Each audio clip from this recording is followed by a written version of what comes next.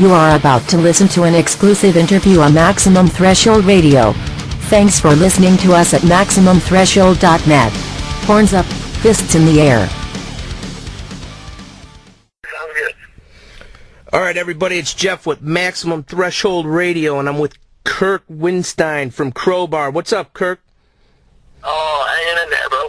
Doing good. Doing good. I appreciate you taking a couple minutes to give our ass a call, and Absolutely. let's get right to the white elephant in the room, man, because I see a lot of people crying online and being sour and salty when they shouldn't be, getting a little sass in their typing. You're no longer playing guitar and down, right? You're focusing on Crowbar. That is correct. 100%. That is correct. Awesome. And you know what? I'm 100% behind that. I've been a fan for a long, long time, man, and I turned a lot of dudes into Cleveland onto Crowbar. And the best thing that I could tell them when they say, "What do they sound like?" I say, "They sound like Crowbar, man." That's the only way to describe. You guys are like Motorhead, man. You put a record out and it's different, but it's still Crowbar, man. You guys are the Motorhead of this generation. Awesome. I appreciate that big time. Then the other thing we got some new family, right? You just late last week, you got a new bass player. You want to tell everybody what's going on with that? Yeah, well, Pat, I was with Crowbar, when we kind of said, "Look, man, I'm doing Crowbar 100%. I don't expect, you can't do both bands. And, if you want to continue with Down, I completely understand. If you want to continue with Crowbar, I'd love to have you. But it has to be a 100% dedication. It can't just be coming and going, and that's been the problem for so long. So we tried out a lot of bass players. We put posts on the Crowbar Facebook page, and we had like hundreds of people send us videos, and we had a lot of really good guys. And unfortunately, some of them, had a family and lived in Seattle or something, and it was just no way it would just work. But we had a lot of great guys try out. As far as sending in videos, and we actually physically tried out a couple of guys, and our new bass player, Jeff Golden, is from Florida, and he really jumped on the ball and just started sending video after video after video. And not all of it was perfect, but it was just, his work ethic was very impressive. We had talked to him on the phone, and we had a couple of friends that were familiar with him. He's never really been with anybody, but he's done, he's filled in with 6 Feet Under, done some tours with them. He's done filling stuff one bass with Godor, with I Will Be Done, a couple other bands. So he's kind of been close to getting in a real band, but never actually done it.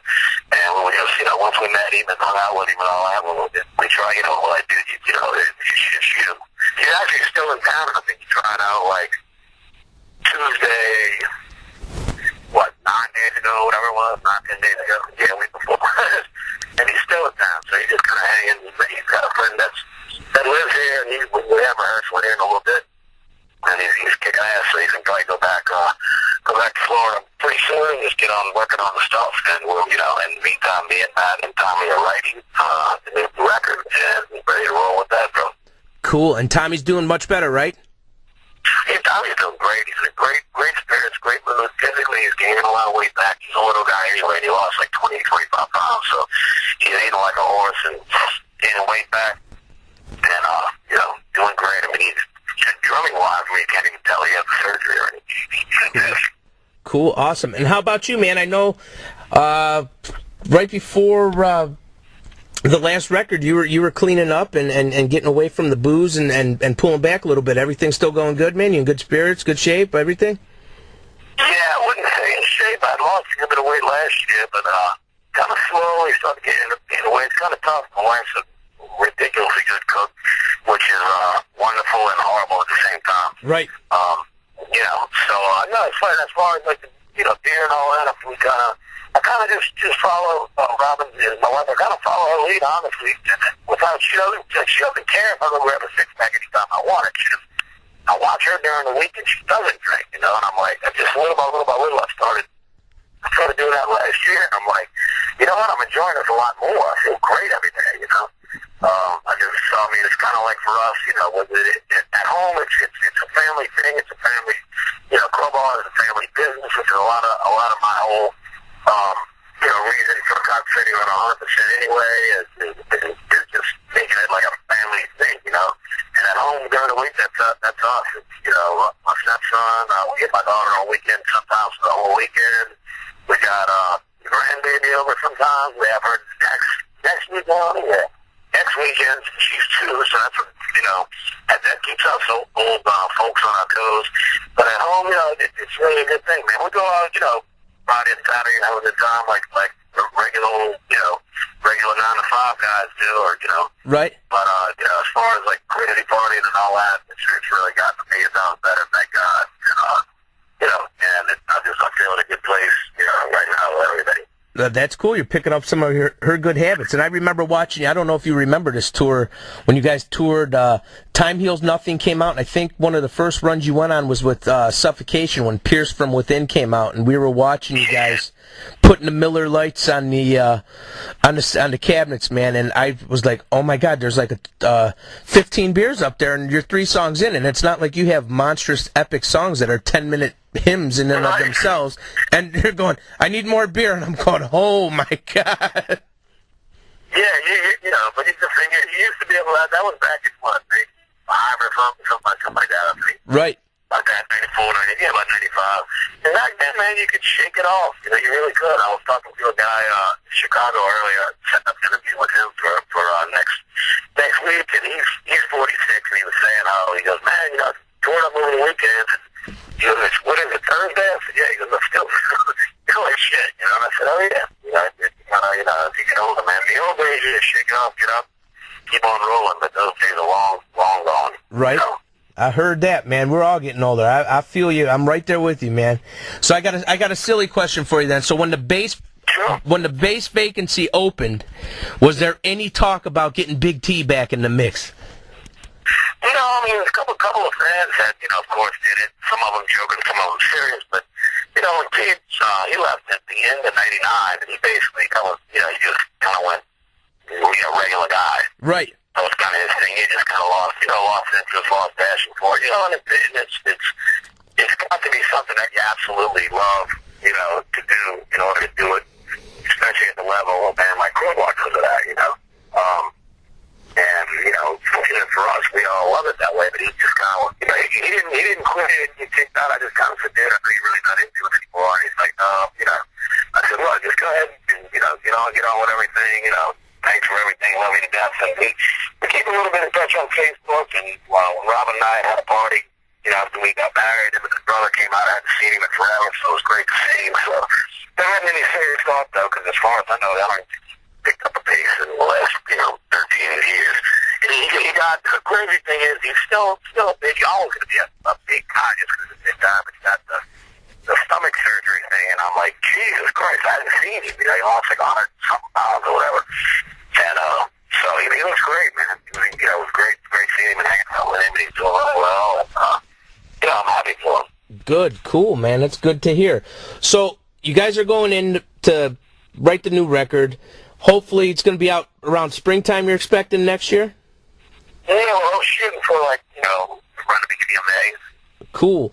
So what, are you still putting the brunt of everything on your shoulders in Crowbar and saying, okay, this is what I got, and everybody's kind of just doing what you had planned out, or are you guys at the point now with being together with this lineup for a little while where Matt and everybody else is adding their little flavor to it, and you're all like hitting on all cylinders, taking kind of that stress off of you so you don't have to feel like you're doing it all? Well, I mean, yes and no. It's like, you know, I mean, because I'm a lyricist and the arranger, and, you know, I mean, I produce the records now, you know, as far as, you know, I mean, I'm kind of like, well, for lack of a better term, the boss. Right. So, you know, I mean, they all understand that. And being, you know, when I listen to riffs, I mean, Matt's actually really stepped it up a lot, which is wonderful. You know, he really has. And a lot of the stuff's really good. But you know, I like to trick up. If somebody else brings something in, I like to trick it up and make it, you know, more my style, because so much, I mean, 95% of everything you heard, I wrote, you know, out of the back studio records. So it's good to have input, and it definitely helps. If nothing else, it sparks an idea.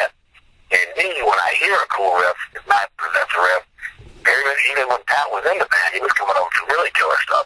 But Matt presents a riff, and even if nothing else, I'll say that riff's killer, and I can write something off of it or whatever. But to me, it's not really pressure or burden. It's what I love to do, and I always will. I mean, to me, like the creative part of writing the riffs and putting it together and the song coming out of that, arranging the song and recording it, writing the lyrics for it. As I'm growing older, it still amazes me that I can walk into the studio, have a drum track, and then do, a wall of guitars and a bass on it and sing on it and walk out of the studio at night and something that didn't exist is there forever now. Right. And I think that's a great thing, Absolutely, and I'll say it again, not anything against Down. I love those guys. We just had Phil and the Illegals up here, and I'll tell you about that later and offer you some services. But Crowbar's a badass, man. I've been in the Crowbar since I was a young man, and I won't tell you how old I am, so you don't feel old, and we'll go on about our day like we're still young men. But it had slowed down, man, and I know when Down started, everybody else kind of had their own thing going on, which they were dedicating to, and it was just for fun. So I'm glad that Crowbar's back, and you're putting 100% of the effort into it. Can we expect to see you out on the road more, getting out to markets like Cleveland and Chicago and some places where you're only hitting like where a record's coming out as opposed to being down there and letting everybody see your face and hang out a little more often? Our whole thing is, we're going to work hard, but we're going to work smart. We're not going to burn ourselves out. I mean, that was actually a lot of I guess if you want to call it, me and the guys in Down kind of growing apart is, I think I said before, I'm a family guy, and not that they aren't. It's just, I've been in Europe 34 times. I don't need days off. Phil needs days off for his voice, and I absolutely respect him. You completely understand that. But with Crowbar, I don't like days off. It's like I can go knock out 15 shows in a row, boom, it's done. Right. And, I feel great. I have a responsibility every day. It forces me to control any kind of partying or anything like that, because when I'm done, of course you can have a couple beers on one after the show or something, but with Crowbar, it's like, I need to get sleep. I can't even talk right now, and I got to sing again tomorrow night. I got to get 4 in a row, Right. Whatever. And that's what's kind of my thing is I just, for me, that's the way I like to tour. So like I said, we want to work hard, we want to work smart, but we intend on, we have shows coming up at the end of 2013 here right before down south, down our way, but we hit the studio right after that, and it's going to start from there. I mean, and after the record's released, it's going to be basically the remainder of 2014, probably through the entire end of the summer of 2015, when we'll do the night, write another record and get that rolling. So I don't want it to ever stop again. I want that's my mindset. It's back to the way it was when we did, Obedience and Crowbar, Time Heals Nuts, and Broken Glass. It's like the band didn't stop. It's like we did a tour, we took a break. Everybody chilled out. We got back on the road. We did it. We took a break. Actually back then we didn't even really take a break. We were young, But I mean, now that's what my intention is just for it to never stop. And then when we're done with the touring cycle, when the record label's ready for another record, we'll write, record, and do it all over again. That's where I stand with it. Cool, and that's a testament to your voice too, because you're not exactly out there doing the Donny Osmond, harmonizing and yucking it up for the ladies. I mean, you got a pretty gravelly, raw voice, man. So to be able to do that's a testament to you too. Oh, thank you. I mean, it's really bizarre. It's like over the, I've been doing this. It'll be the 25th anniversary of Crowbar, and I used to sing in local bands before that and all, and it's just for whatever reason, thank God, my voice has gotten stronger and better as the years have gone by, and as long as I get, a decent amount of sleep, I'm okay. Of course, if you get, the flu, you're screwed. Right. If you actually get really ill, that's the problem of having a show every day, is you got to just suck it up and think your way through it, which sucks to do because you can't give your best vocally.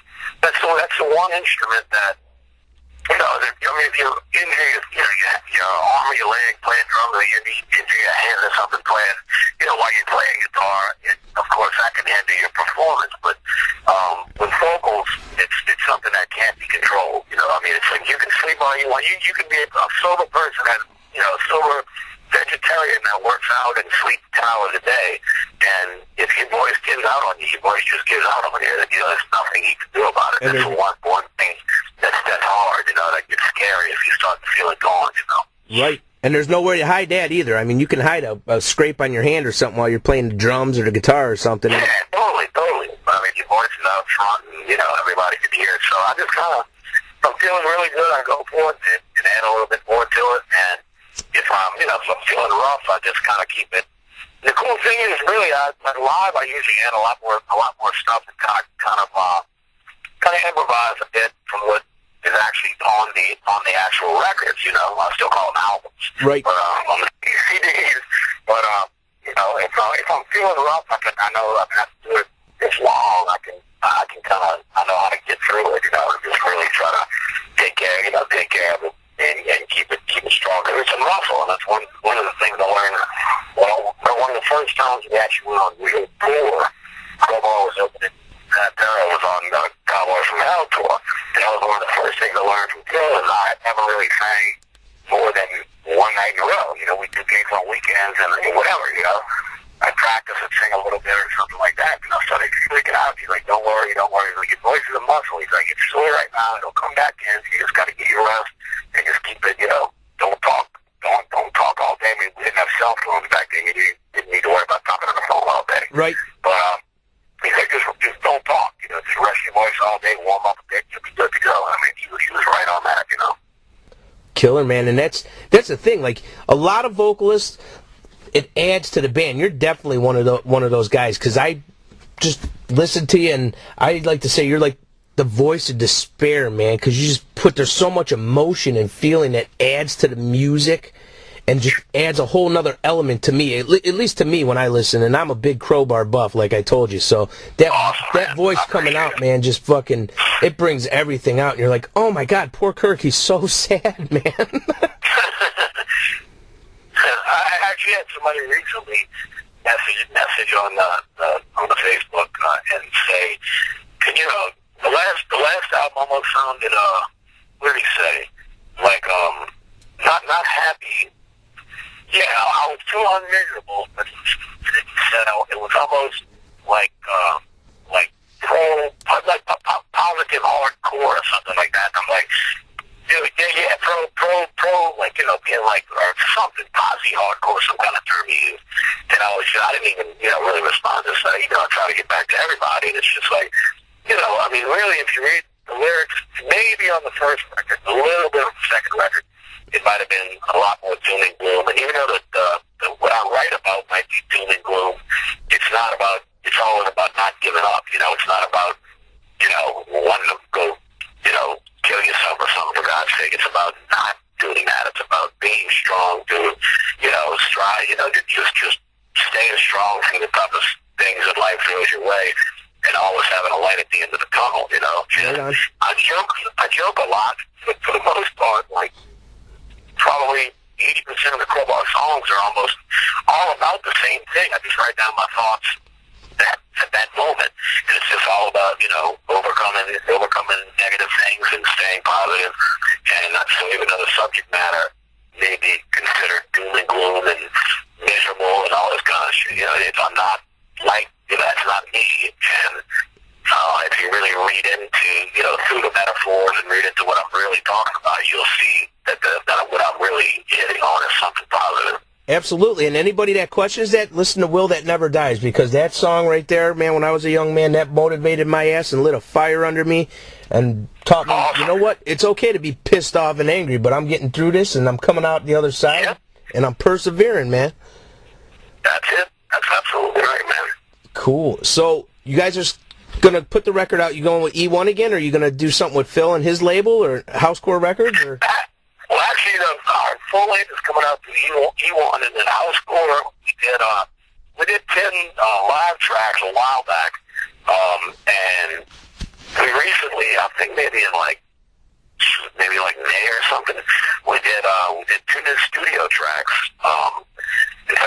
until Friday. So we had, talked about that briefly, because the music's been done for a little bit. He's been so busy, with everything, of course, as always.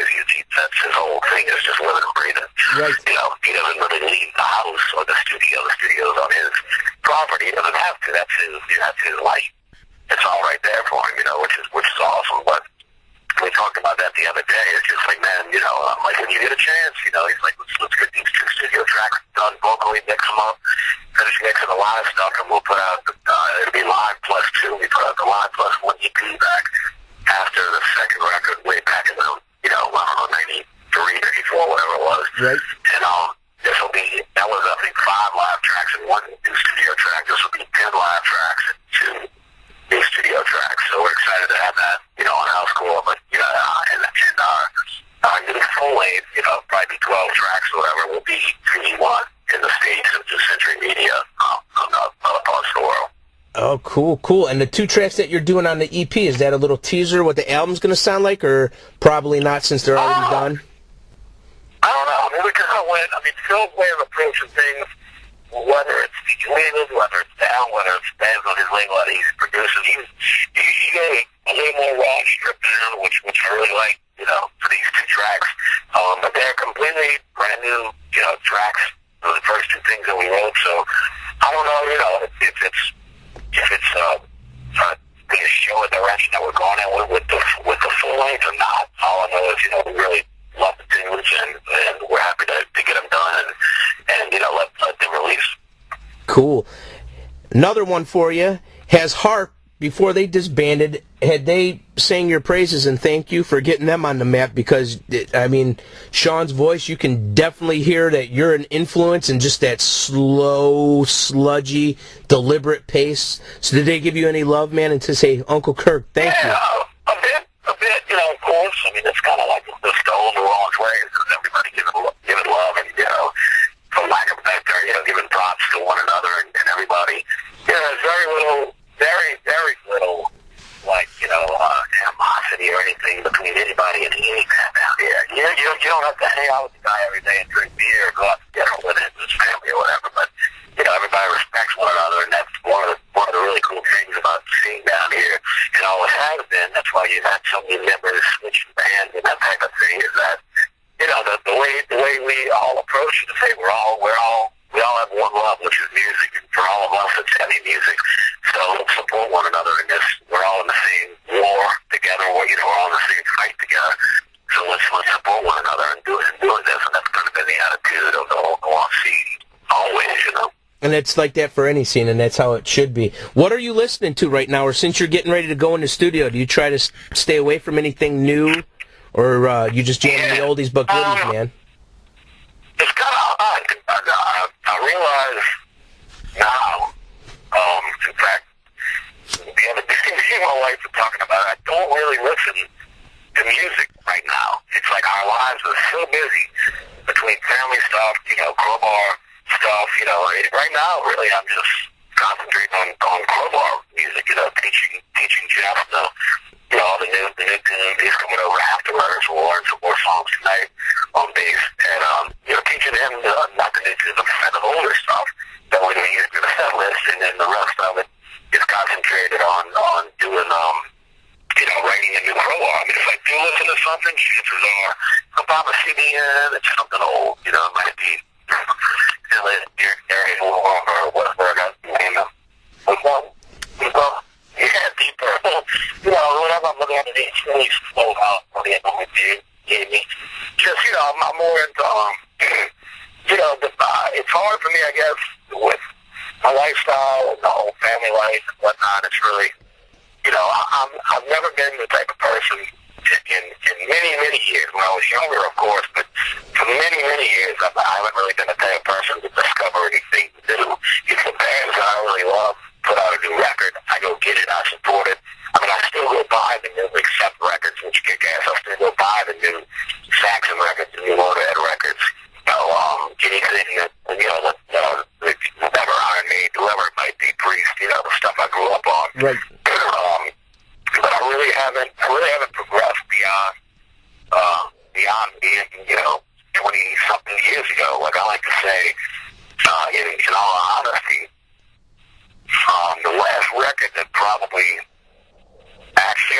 couple, yeah. Yeah. My wife's waiting that. I mean, that's badass. And Kyle, I'm real good friends with those guys, and Kyle Thomas, a very good friend of ours that sang on that. That's badass. But once again, you're talking about a band that's old. You know, they've been around a long time. Right. And I love that new record. It's just, I was about to say, and I really believe it's true. The last album can really have a gigantic impact on me as far as really being, what's the term? And, as far as influencing me big time as to where the sound of Crowbar was going to go was probably Slow, Deep, and Hard Type O, which came out in like 1990 or something, right. Which was right around the time of Obedience to Suffering, because Carnivore had such a big part, along with the Melvins. They're another band I continue to always buy their records and all as well, because they're incredible. But I love, Slow, Deep, and Hard, that, and, just, I mean, obviously some of the earlier, Pantera stuff and all, I was able to have the pleasure of being able to, grew up and kind of watched that whole thing come to fruition and watched him completing cover songs and selling out, arenas, which was great, that stuff out of influence on me, attitude-wise and whatnot. But, really, it's not uncomplicated. On Ball of Flame Power or something to jam on that, Right. I don't have time, for lack of no term or word, to really go out and search for new music. My life's it's nonstop. The clock just seems to cruise, but I love it that way. Right on. I heard that, man, and I'm the same way, man. There's nothing new that grabs me, and I agree with you. That New Trouble is one of the best records of the year, and I told Kyle that when I talked to him, and what a humble guy, man. He's like, oh, no, I just hope nobody's not mad at me. I said, dude, own that shit, brother. It's badass. Absolutely. It's great, man. It really is. So, that's actually what's in the CD player right now. My wife just popped it out, but I haven't even listened to that in a while. It's just kind of crazy how good, but it's all good. I heard that. So with the 25th anniversary coming up, are you doing one of those, the emotional tie tour? We're going to do the whole first album, or we're playing Time Heals Nothing in its entirety. Be there early. Do you guys got anything cool like that planned, or are you, over that? No, we're going to revamp the whole set list. We're definitely going to do that. And we're going to ask some fans to give us input on what they want to hear, And there's a lot of stuff we used to play that we haven't played in forever. And, we're not going to go through like an album in its entirety or anything. We continue to, we feel we continue to put out killer shit.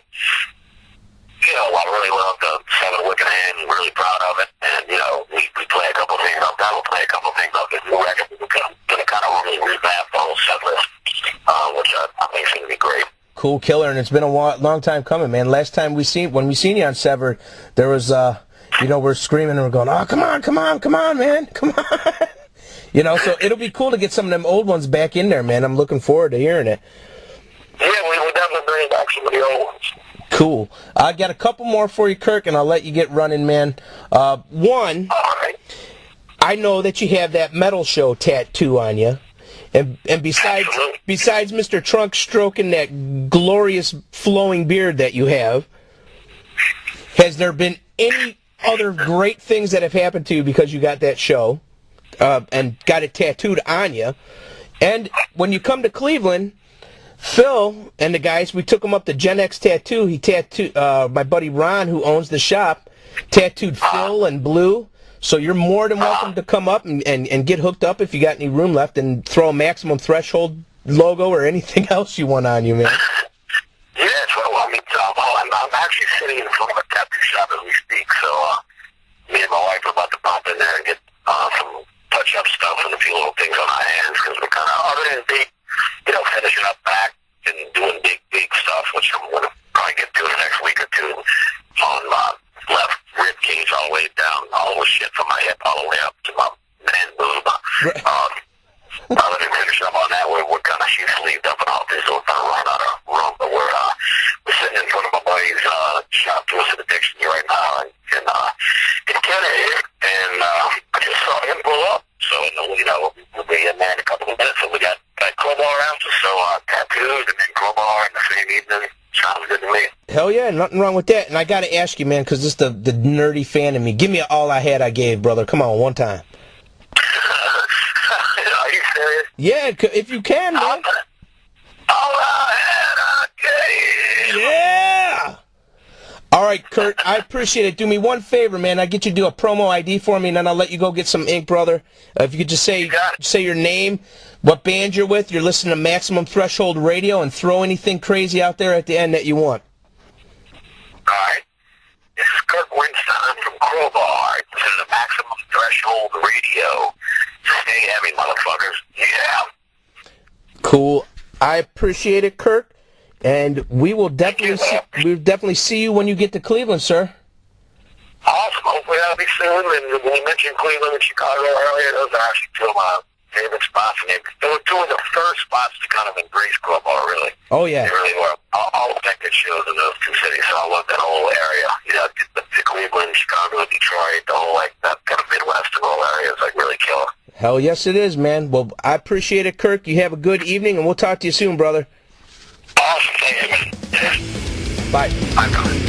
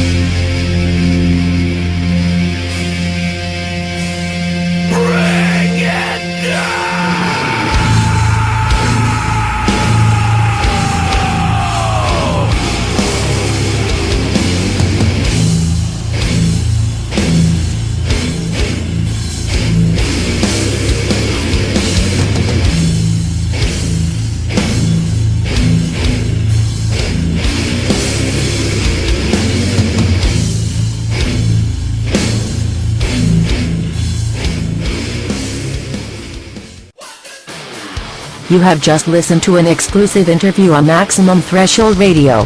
Thanks for listening, and please visit us at MaximumThreshold.net.